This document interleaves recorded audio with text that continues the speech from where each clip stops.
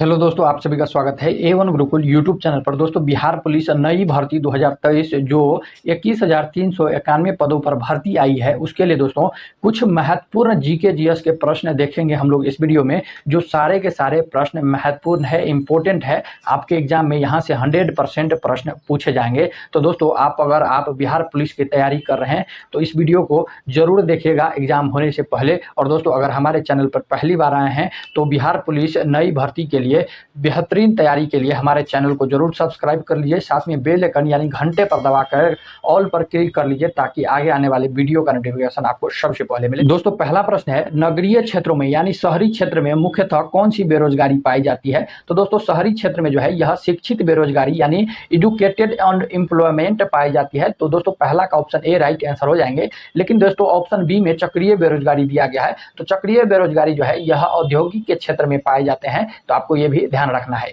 Next प्रश्न है, लोकतांत्रिक सुधारों का संबंध होना चाहिए। तो दोस्तों, लोकतांत्रिक सुधार का संबंध जो है यह सुशासन से होना चाहिए। तो 2 नंबर का ऑप्शन ए राइट आंसर हो जाएंगे। भारत में कहां पर झूम कृषि किया जाता है? बहुत ही महत्वपूर्ण पॉइंट प्रश्न है, VVI प्रश्न है। भारत में झूम कृषि जो है यह उत्तर पूर्वी भारत में किया जाता है। तो दोस्तों, ऑप्शन बी जो है 3 नंबर का राइट आंसर हो जाएंगे। और दोस्तों, भारत में जो है झूम कृषि को अलग अलग जगह पर अलग अलग नाम से जाना जाता है। तो आपको ये भी ध्यान रखना चाहिए। नेक्स्ट प्रश्न है, दोस्तों सारे के सारे प्रश्न महत्वपूर्ण है, इंपॉर्टेंट है। जब तक एग्जाम नहीं होता है आप लोग सारे प्रश्न को ध्यान रखेंगे। नेक्स्ट प्रश्न है, निम्नलिखित में से कौन सा हिंदुस्तान फर्टिलाइजर्स कॉर्पोरेशन लिमिटेड के अधीन नहीं है? तो यह दोस्तों कामरूप जो है यह हिंदुस्तान फर्टिलाइजर्स कॉर्पोरेशन लिमिटेड के अधीन नहीं होता है। तो ऑप्शन सी जो है 4 नंबर का राइट आंसर हो जाएंगे। और दोस्तों, कामरूप जो है यह असम का प्राचीन नाम है। तो आपको यह भी ध्यान रखना चाहिए।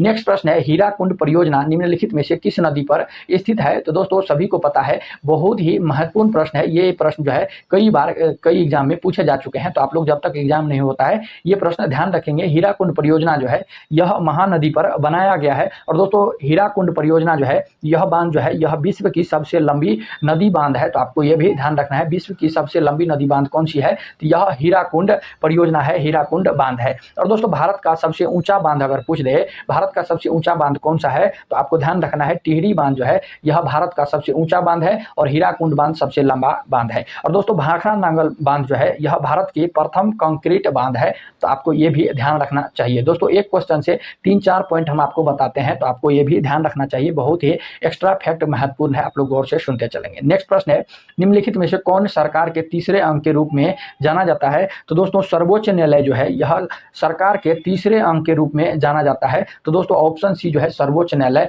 राइट आंसर 6 नंबर का हो जाएंगे। दोस्तों, विधायिका को जो है लोकतंत्र का प्रथम अंग माना जाता है। तो आपको यह भी ध्यान रखना है। दोस्तों, कार्यपालिका को जो है लोकतंत्र का दूसरा अंग माना जाता है। और दोस्तों, तीसरा जो है यह सर्वोच्च न्यायालय का जो है यह अंग माना जाता है। और चौथा आप लोग ध्यान रखेंगे, प्रेस को जो है यह लोकतंत्र का चतुर्थ अंग माना जाता है। तो आपको चारों जो है कम से कम क्रम से ध्यान रखेंगे। एग्जाम में कुछ भी अगर पूछे तो आप बढ़िया तरीके से बना सकते हैं। नेक्स्ट प्रश्न है, इंडिया डिवाइडेड पुस्तक के लेखक कौन है? दोस्तों, इंडिया डिवाइडेड पुस्तक है, इस पुस्तक की जो है किसने रचना की थी? इस पुस्तक की किसने लिखा था? तो दोस्तों, इस पुस्तक की रचनाकार जो है इस पुस्तक को किसने लिखा था? तो यह डॉक्टर राजेंद्र प्रसाद ने जो है इंडिया डिवाइडेड पुस्तक को लिखा था। तो ऑप्शन डी जो है क्या हो जाएंगे? राइट आंसर हो जाएंगे। और दोस्तों, कई बार जो है एग्जाम में प्रश्न पूछे जाते हैं। एक और पुस्तक, 1-2 पुस्तक और है महत्वपूर्ण है जो एग्जाम में पूछे जाते हैं। तो आप लोग ध्यान रखेंगे, हिंद स्वराज जो है पुस्तक की रचना महात्मा गांधी ने किया था। तो आपको यह भी ध्यान रखना है। इंडिया विंस फ्रीडम जो है यह अब्दुल कलाम आजाद की पुस्तक है। तो आपको ये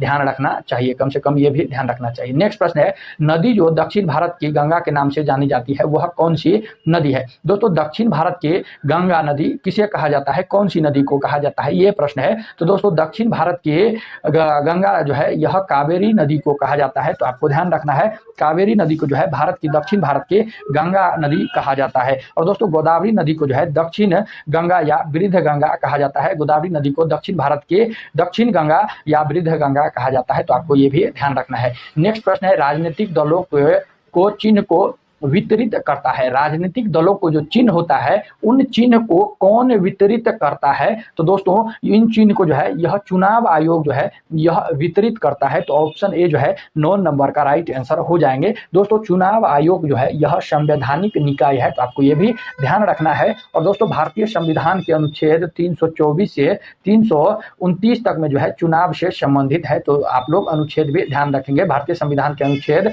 324 से 329 तक जो है यह चुनाव से संबंधित है। हाल ही में भारत ने किस देश के साथ शिक्षा के क्षेत्र में सहयोग के लिए समझौते पर हस्ताक्षर किए हैं? यह दोस्तों मालदीव ने किए हैं। ऑप्शन ए जो है 10 नंबर का राइट आंसर हो जाएंगे। पुराणों का अध्ययन करने वाला प्रथम मुसलमान कौन था? तो दोस्तों पुराण को अध्ययन करने वाला प्रथम मुसलमान जो है यह अल-बरूनी था। कौन था? तो अल-बरूनी था। 11 का ऑप्शन सी राइट आंसर हो जाएंगे। दोस्तों अबू हैरान अल-बरूनी 1017 ईस्वी में महमूद गजनवी के साथ जो है यह भारत आया था। तो ये भी प्रश्न आपको पॉइंट ध्यान रखना है। और दोस्तों भारत में अल-बरूनी ने एक पुस्तक किताब उल हिंद लिखा था, तो आपको ये भी ध्यान रखना है। अल-बरूनी की पुस्तक है किताब उल हिंद। दोस्तों आपको ये ध्यान रखना चाहिए। नेक्स्ट प्रश्न है 1905 ईस्वी में बनारस में हुए अखिल भारतीय कांग्रेस के अधिवेशन की अध्यक्षता किसके द्वारा की गई? तो दोस्तों यह गोपाल कृष्ण गोखले ने 1905 ईस्वी के बनारस कांग्रेस अधिवेशन की जो है अध्यक्षता की थी। तो ऑप्शन सी जो है गोपाल कृष्ण गोखले 12 नंबर का ऑप्शन सी राइट आंसर हो जाएंगे। राष्ट्रीय आदर्श वाक्य सत्यमेव जयते किस ग्रंथ से लिया गया है? दोस्तों राष्ट्रीय आदर्श वाक्य जो है सत्यमेव जयते यह जो है शब्द कौन से ग्रंथ से लिया गया है? तो दोस्तों यह मुंडको उपनिषद से यह शब्द लिया गया है। तो 13 नंबर का ऑप्शन डी राइट आंसर हो जाएंगे। महात्मा गांधी ने दांडी यात्रा प्रारंभ किया था। दोस्तों महात्मा गांधी ने दांडी यात्रा जो है यह कब प्रारंभ किया था? तो यह दोस्तों 12 मार्च 1930 ईस्वी को जो है दांडी मार्च जो है यह शुरू किया था। तो आपको ध्यान रखना है 12 मार्च 1930 ईस्वी। तो ऑप्शन सी में दिया गया है। तो ऑप्शन सी 14 नंबर का राइट आंसर हो जाएंगे। नेक्स्ट प्रश्न है शैलकृत मंदिर है। दोस्तों शैलकृत मंदिर जो है यह कैलाश मंदिर एलोरा है। तो ऑप्शन जो है ऑप्शन बी राइट आंसर हो जाएंगे। दोस्तों 15 का ऑप्शन बी राइट आंसर हो जाएंगे। दोस्तों एलोरा के कैलाश मंदिर का निर्माण जो है यह कृष्ण प्रथम ने जो है यह किया था। तो आपको ये भी ध्यान रखना है। ये प्रश्न जो है इसके निर्माण के बारे में कई एग्जाम में कई बार पूछे जा चुके हैं। तो ये प्रश्न आपको ये पॉइंट ध्यान रखना है। एलोरा के कैलाश मंदिर का निर्माण जो है कृष्ण प्रथम ने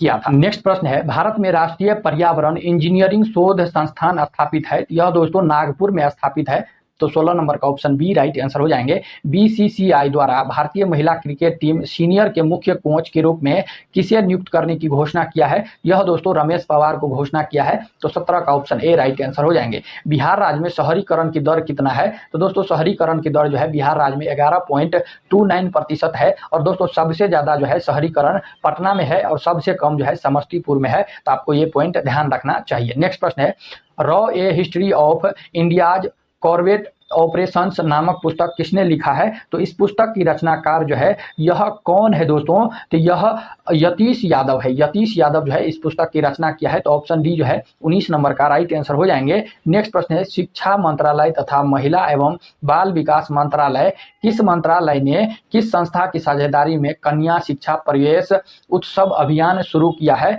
यह दोस्तों यूनिसेफ के द्वारा किया गया है। तो ऑप्शन बी जो है 20 नंबर का राइट आंसर हो जाएंगे। पीसी महान लोबिस पुरस्कार से सम्मानित प्रथम व्यक्ति कौन है? दोस्तों बहुत ही महत्वपूर्ण प्रश्न है। पीसी महान लोबिस पुरस्कार से सम्मानित प्रथम व्यक्ति जो है यह सी रंगराजन है। तो ऑप्शन डी जो है 21 नंबर का राइट आंसर हो जाएंगे। नेक्स्ट प्रश्न है वर्ष 1947 के भारत पाकिस्तान युद्ध में इस्तेमाल किए गए किस विमान को आधुनिक रूप के साथ भारतीय वायुसेना में शामिल किया जाएगा? तो यह दोस्तों डकोटा को जो है शामिल किया जाएगा। तो 22 नंबर का ऑप्शन बी राइट आंसर हो जाएंगे। दोस्तों संप्राय मैदान संबंधित है। दोस्तों संप्राय मैदान जो है यह नदी निर्माण द्वारा होता है। तो दोस्तों नदी से निर्माणित होता है। तो ऑप्शन सी जो है 23 नंबर का राइट आंसर हो जाएंगे। दोस्तों नेक्स्ट प्रश्न है गतिशील वैद्युत आवेश पैदा करता है। दोस्तों गतिशील विद्युत आवेश जो है यह चुंबकीय क्षेत्र पैदा करता है। तो 24 नंबर का ऑप्शन ए राइट आंसर हो जाएंगे। नेक्स्ट प्रश्न है निम्न जीवाणु और उनके रोग के साथ सुमेलित करे सही विकल्प को चुनना है। यहाँ पर दोस्तों यहाँ पर जो है रोग का कारण ये दिया गया है और यहाँ पर रोग दिया गया है। तो पूछ रहा है कौन सा रोग जो है किस रोग के कारण से होता है? तो दोस्तों ऑप्शन ए में जो है यह ट्रिपोनीमा पैलेडियम दिया गया है, यह दोस्तों सिफिलिस के कारण होता है। तो पहला का ऑप्शन 3 हो जाएगा। यार्सिनिया पेसिटस जो है, यार्सिनिया पेसिटस जो है यह प्लैग हो जाएंगे। तो दोस्तों बी का पहला हो जाएंगे। बेसिलस एंथ्रीसस, दोस्तों बेसिलस एंथ्रीसस जो है यह एंथ्रेक्स हो जाएंगे। सी का 2 हो जाएंगे और बच जाता है डी का तो 4 हो जाएंगे। तो दोस्तों आप लोग देख सकते हैं कौन सा हो जाएगा, ए का 3, बी का 1, सी का 2 और डी का 4। तो दोस्तों कौन सा ऑप्शन में दिया गया है, तो कौन सा ऑप्शन में हो जाएगा, तो दोस्तों ऑप्शन बी जो है यह राइट आंसर हो जाएंगे। तो दोस्तों ये थे आज के 25 प्रश्न, जो सारे के सारे प्रश्न महत्वपूर्ण है, इंपॉर्टेंट है दोस्तों। आपके एग्जाम में बिल्कुल इसी तरह से प्रश्न पूछे जाते हैं। आप लोग तो देख सकते हैं बिहार पुलिस में किस तरह के प्रश्न एग्जाम में आते हैं, हल्के फुल्के प्रश्न नहीं पूछे जाते हैं। तो आपको एग्जाम में इसी तरह से प्रश्न देखने को मिलेंगे। तो हमारे चैनल पे भी दोस्तों इसी तरह के प्रश्न देखने को मिलेंगे, जो 100% आपके एग्जाम में यहाँ से प्रश्न फंसेंगे, आएंगे। तो आप लोग जो है इस तरह के वीडियो देखने के लिए हमारे चैनल को जरूर सब्सक्राइब कर लीजिए, साथ में बेल आइकन भी प्रेस कर लीजिए, ताकि आगे आने वाले वीडियो का नोटिफिकेशन आपको सबसे पहले मिल सके। तो चलिए सभी लोगों को जय हिंद, जय भारत।